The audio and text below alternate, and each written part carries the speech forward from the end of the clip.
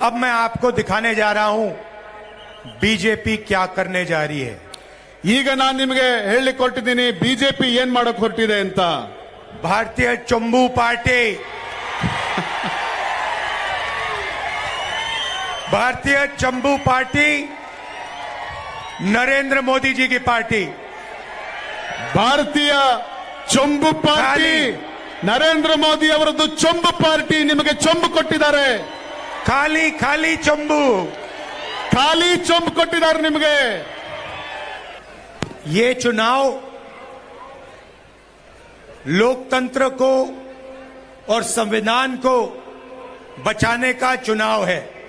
ಈ ಚುನಾವಣೆ ಲೋಕತಂತ್ರವನ್ನ ಮತ್ತು ಸಂವಿಧಾನವನ್ನ ರಕ್ಷಣೆ ಮಾಡೋದಕ್ಕಾಗಿ ನಡೀತಾ ಇರುವಂತ ಚುನಾವಣೆ। पहली बार बीजेपी ने देश को साफ बताया है, उनके नेताओं ने बताया है कि अगर वो ये चुनाव जीतेंगे तो संविधान को बदल देंगे, खत्म कर देंगे। ಇದೇ ಮೊದಲನೇ ಬಾರಿಗೆ ಬಿಜೆಪಿಯವರು ಮತ್ತು ಅದರ ನಾಯಕರುಗಳು ಮತ್ತೆ ಅವರಿಗೆ ಅಧಿಕಾರವನ್ನ ಕೊಟ್ರೆ ಸಂವಿಧಾನವನ್ನ ಬದಲಾಯಿಸ್ತೀವಿ, ಸಂವಿಧಾನವನ್ನ ಮುಗಿಸ್ತೀವಿ ಎನ್ನುವ ಮಾತುಗಳನ್ನು ಆಡಿದ್ದಾರೆ। देश की जनता को संविधान अधिकार देता है, आरक्षण देता है। ದೇಶದ ಜನತೆಗೆ ಸಂವಿಧಾನ ಅಧಿಕಾರವನ್ನ ಕೊಡುತ್ತೆ, ಸಂವಿಧಾನ ರಕ್ಷಣೆಯನ್ನ ಕೊಡುತ್ತೆ। संविधान से पहले इस देश में गरीबों का, पिछड़ों का, दलितों का, आदिवासियों का कोई अधिकार नहीं था। ಸಂವಿಧಾನ ಬರೋದಕ್ಕಿಂತ ಮುಂಚೆ ಈ ದೇಶದಲ್ಲಿ ಹಿಂದುಳಿದ ವರ್ಗದವರಿಗೆ, ದಲಿತರಿಗೆ, ಆದಿವಾಸಿಗಳಿಗೆ, ದುರ್ಬಲರಿಗೆ ಯಾವ ಅಧಿಕಾರವೂ ಕೂಡ ಇರಲಿಲ್ಲ।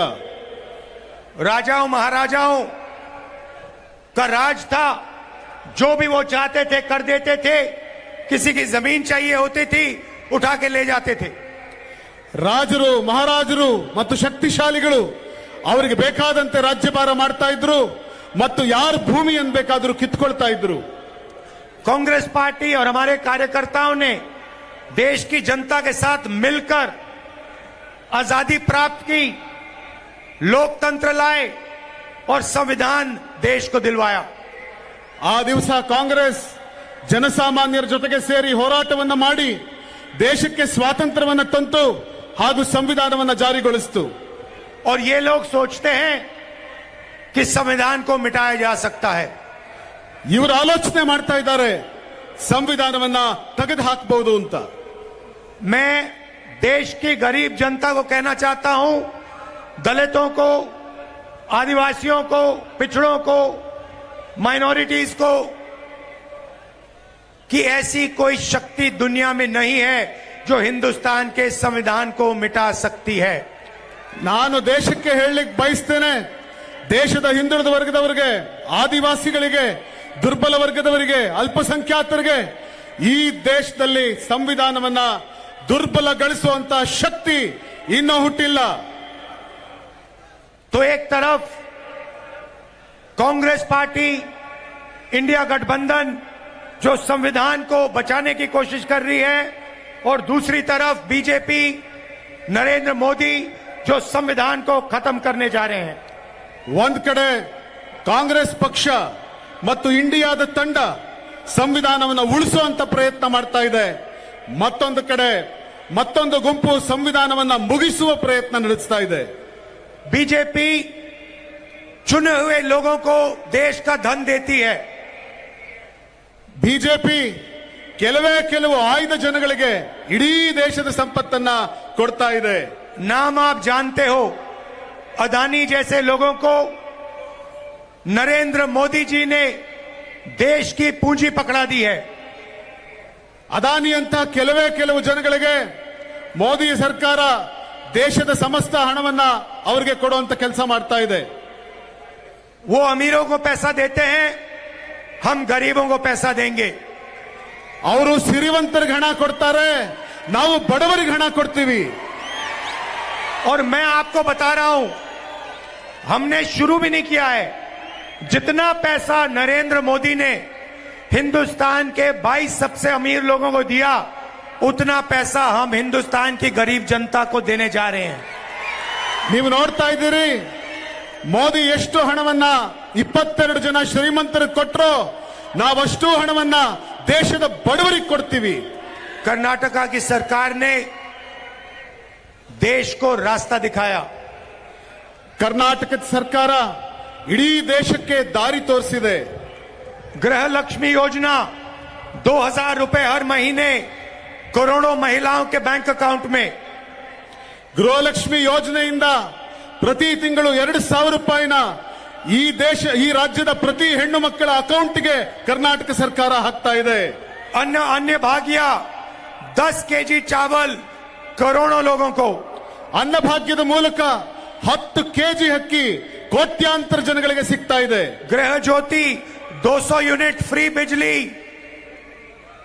करोड़ों परिवारों को। ಗೃಹ ಜ್ಯೋತಿಯ ಮೂಲಕ 200 ಯೂನಿಟ್ ಉಚಿತ ವಿದ್ಯುತ್ ಅನ್ನ ಕೋಟ್ಯಾನುಕೋಟಿ ಮನೆಗಳಿಗೆ ಕೊಡ್ತಾ ಇದ್ದೀವಿ। शक्ति योजना जिसके माध्यम से हमारी माताएं बहनें बस में फ्री जाती हैं। ಶಕ್ತಿ ಯೋಜನೆಯ ಮೂಲಕ ನಮ್ಮ ತಾಯಂದಿರು ಸಹೋದರಿಯರು ಉಚಿತವಾಗಿ ಬಸ್ನಲ್ಲಿ ಓಡಾಡ್ತಾ ಇದ್ದಾರೆ। और युवा निधि 3000 रुपए हर महीने बेरोजगार युवाओं को। ಹಾಗೂ ಯುವ ನಿಧಿಯ ಮೂಲಕ ನಿರುದ್ಯೋಗಿ ಯುವಕರಿಗೆ 3000 ರೂಪಾಯಿ ಪ್ರತಿ ತಿಂಗಳು ಅವರು ಕೊಡ್ತಾ ಇದ್ದೇವೆ। अब आप लोग ताली बजाने के लिए तैयार हो जाओ। ನೀವೀಗ ಚಪ್ಪಾಳೆ ಹೊಡೆಯೋದಕ್ಕೆ ತಯಾರಾಗಿ। जो मैं आपको बताने जा रहा हूं, दुनिया की किसी सरकार ने ऐसे काम आज तक नहीं किए हैं। ನಾನೀಗೇನ್ ಹೇಳೋಕ್ ಹೊರಟಿದ್ದೀನಿ, ಇಲ್ಲಿವರೆಗೂ ಭೂಮಿಯ ಮೇಲಿನ ಯಾವ ಸರ್ಕಾರವೂ ಇಂಥ ಕೆಲಸ ಮಾಡಿಲ್ಲ। महालक्ष्मी योजना, ಮಹಾಲಕ್ಷ್ಮಿ ಯೋಜನೆಯ ಮೂಲಕ ये हमारी पहली योजना होगी। ಇದು ನಮ್ಮ ಮೊದಲನೇ ಯೋಜನೆ ಆಗಿರುತ್ತೆ। भाई और बहनों, यहां 2000 रुपए महीने के दिए जाते हैं। ಸಹೋದರ ಸಹೋದರಿಯರೇ, ಇಲ್ಲಿ ನಿಮಗೆ 2000 ರೂಪಾಯಿ ಪ್ರತಿ ತಿಂಗಳು ಸಿಗ್ತಾ ಇದೆ। हम हिंदुस्तान के सारे गरीब परिवारों की लिस्ट बनाएंगे। ನಾವು ಇಡೀ ಭಾರತ ದೇಶದ ಎಲ್ಲ ಬಡವರ ಮನೆಗಳನ್ನ ಪಟ್ಟಿ ಮಾಡ್ತೀವಿ। हर प्रदेश में, हर कस्बे में, हर गांव में ढूंढ के हम गरीब परिवारों की लिस्ट बनाएंगे। ಪ್ರತಿ ಊರುಗಳಲ್ಲಿ, ಪ್ರತಿ ಹಳ್ಳಿಗಳಲ್ಲಿ, ಪ್ರತಿ ಗಲ್ಲಿಗಳಲ್ಲಿ ಹುಡುಕಿ ಬಡವರ ಮನೆಗಳನ್ನ ಲಿಸ್ಟ್ ಮಾಡ್ತೀವಿ। उसमें किसानों के परिवार होंगे, मजदूरों के परिवार होंगे, छोटे कारीगर के परिवार होंगे।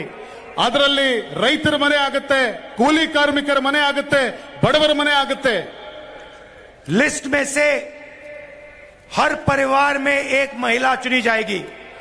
ಆ ಲಿಸ್ಟ್ ನಲ್ಲಿ ಪ್ರತಿ ಬಡ ಕುಟುಂಬದ ಒಬ್ಬ ಮಹಿಳೆಯನ್ನು ಆಯ್ಕೆ ಮಾಡ್ತೀವಿ। और उस महिला के बैंक अकाउंट में हर साल इंडिया की सरकार 1 लाख रुपया डाल देगी। ಆ ಮಹಿಳೆಯ ಅಕೌಂಟ್ಗೆ ಭಾರತದ ಸರ್ಕಾರ 1 ಲಕ್ಷ ರೂಪಾಯಿ ಹಣವನ್ನು ಹಾಕುತ್ತೆ। हर महीने करोड़ों लोग जागेंगे, पहली तारीख अपने बैंक अकाउंट को देखेंगे और जादू से उनके बैंक अकाउंट में हिंदुस्तान की सरकार 8500 रुपए खटाखट हर महीने डालेगी। ಅನೇಕ ಜನ ದೇಶದ ಬಡಪಾಯಿಗಳು ಬೆಳಗ್ಗೆ ಎದ್ದು ನೋಡಿದಾಗ ಅವ್ರಿಗೊಂದು ಜಾದೂ ಕಾದಿರುತ್ತೆ। ಪ್ರತಿ ತಿಂಗಳು 1ನೇ ತಾರೀಕು ಅವರ ಅಕೌಂಟಿನಲ್ಲಿ 8500 ರೂಪಾಯಿ ಫಟಾಫಟ್ ಅಂತೇಳಿ ಅವರ ಅಕೌಂಟಿಗೆ ಬಿದ್ದಿರುತ್ತೆ। मतलब कर्नाटका के गरीब परिवारों को 24,000 रुपए कर्नाटका की सरकार दे रही है। ಅಂದ್ರೆ ಕರ್ನಾಟಕದ ಬಡವರಿಗೆ ಕರ್ನಾಟಕದ ಸರ್ಕಾರ ಪ್ರತಿ ವರ್ಷ 24,000 ರೂಪಾಯಿ ಕೊಡ್ತಾ ಇದೆ। 2000 रुपए महीने के, ಪ್ರತಿ ತಿಂಗಳು 2000 ರೂಪಾಯಿ ಕೊಡ್ತಾ ಇದೆ।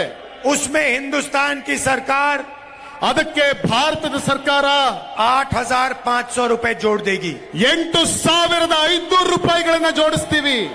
मतलब 10,500 रुपए, ಅದರ ಅರ್ಥ 10,500 ರೂಪಾಯಿ ಸಿಗುತ್ತೆ। करोड़ों परिवारों को हिंदुस्तान की सरकार देने जा रही है। नरेंद्र मोदी ने 20 अरबपति तैयार किए, हम करोड़ों लाखपति बनाने जा रहे हैं। ಕೋಟ್ಯಾಂತರ ಜನಗಳಿಗೆ ಈ ಹಣವನ್ನು ನಾವು ಕೊಡಬೇಕು ಅಂತ ತೀರ್ಮಾನಿಸಿದ್ದೇವೆ. ನರೇಂದ್ರ ಮೋದಿ ಸರ್ಕಾರ 20 ಜನರಿಗೆ ಕೊಡ್ತಾ ಇದೆ. ನಾವು ಅದನ್ನ ಈ ದೇಶದ ಕೋಟ್ಯಾಂತರ ಜನರನ್ನ ಲಕ್ಷಾಧೀಶ್ವರನ್ನ ಮಾಡೋದಕ್ಕೆ ಹೊರಟಿದ್ದೇವೆ.